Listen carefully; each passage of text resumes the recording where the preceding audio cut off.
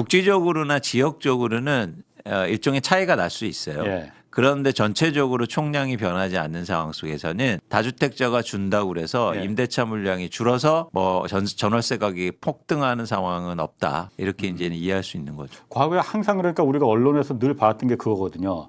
부동산 정책이라는 건 다주택자를 공격하면은 민간 임대 시장을 상당수가 다주택자들이 다 지금 공급하고 있기 때문에 거기를 건드리면은 임대 물량이 줄어드니까 그렇죠. 서민들만 작살난다. 네.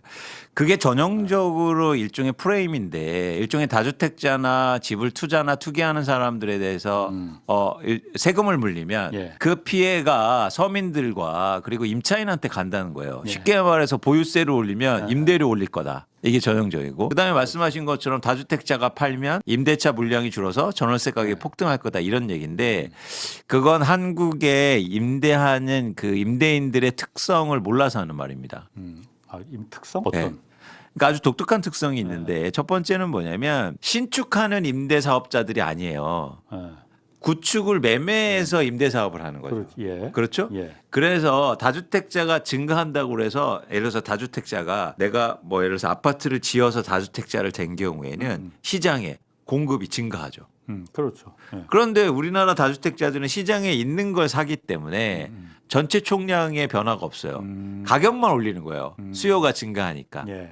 사실 이 문제가 있고 두 번째는 뭐냐면 우리나라 임대사업자들은 대부분 시세 차익이 목적입니다. 그렇죠. 그러니까 그게 목적입니다. 분양 임대료가 목적이 아니고. 근데 다른 나라는 임대료를 받는 게 목적이에요. 그렇지. 예. 그래서 그러면 이게 전형적으로 어떤 차이점이 발생하냐면 임대료를 받는 게 목적이면 임대인들은 임차인들이 장기 거주하고 안정적으로 거주하고 예. 그래서 집에서 예를 들어서 녹물이 나와도 고쳐주고 이래야 돼요. 임대료를 받아야 되니까. 근데 우리나라 임대인들은 안 고쳐줘. 안 고치죠. 왠지 아세요? 빨리 이사 가는 게 유리해요. 빨리 회전되는 게. 아, 그래 왜 유리하지 그게? 전세가를 올릴 수 있으니까. 전세가를. 예, 이사를 다니면서. 예. 새로운 임차인이 들어오고 새로운 예를 들어서 가면 갈수록 전세 가격이 올라가거든요. 예. 그러니까 우리나라가 예를 들어서 노후주택이 이렇게 많고 다른 나라도 보면은 주택이 막 50년, 60년, 100년, 80년 된 거 있습니다. 예. 그런데 계속 리노베이션 하거든요. 근데 우리나라는 하지 않아요. 예. 왜냐하면 빨리 이사 가는 게 좋거든요. 일단 다주택자한테 양도세가 중과되니까 네. 팔겠죠. 그렇죠. 그래서 매물이 증가하겠죠. 기존 매물. 그런데 매물을 거래되게 해야 돼요. 아. 근데 지금의 현실적인 문제가 뭐냐면 수도권의 전 지역이 토지거래허가구역으로 묶여 있어서 그렇지. 전세를 끼고 살 수가 없어요. 아, 그렇지. 자, 그래서 지금 다주택자는 전세나 월세가 있단 말이에요. 팔고 싶은데 싸게 팔고 싶은데 막상 사갈 사람이 없어. 아. 그래서 일종의 동결 효과가 나올 수 있거든요.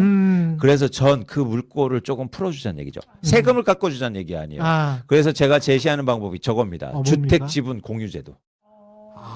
자, 뭐냐면 이거예요. 가장 좋은 방법은 지금 살고 있는 임차인한테 파는 거예요.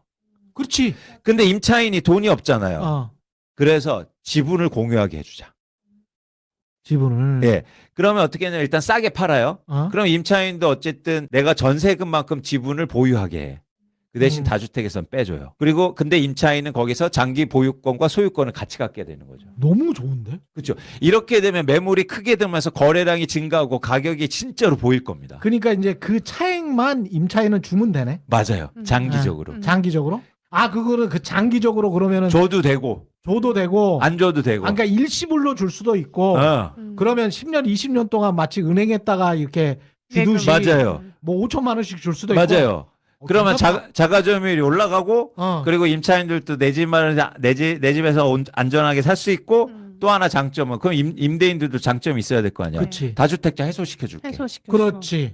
그리고 다주택자 해소하면서 양도세 줄였잖아. 그렇지. 그럼 되는 겁니다. 그렇지. 그래서 일단 이런 게 필요하다. 보유세도 자동으로 줄어. 다주택자가 저 안 되면. 그리고 또 네. 하나 저는 부동산 시장에서 가장 문제는 뭐냐면 과거에 있던 정책들을 계속 반복하다 보니까 이게 경제 시장인데 논의가 아니고 논쟁거리가 돼버려요.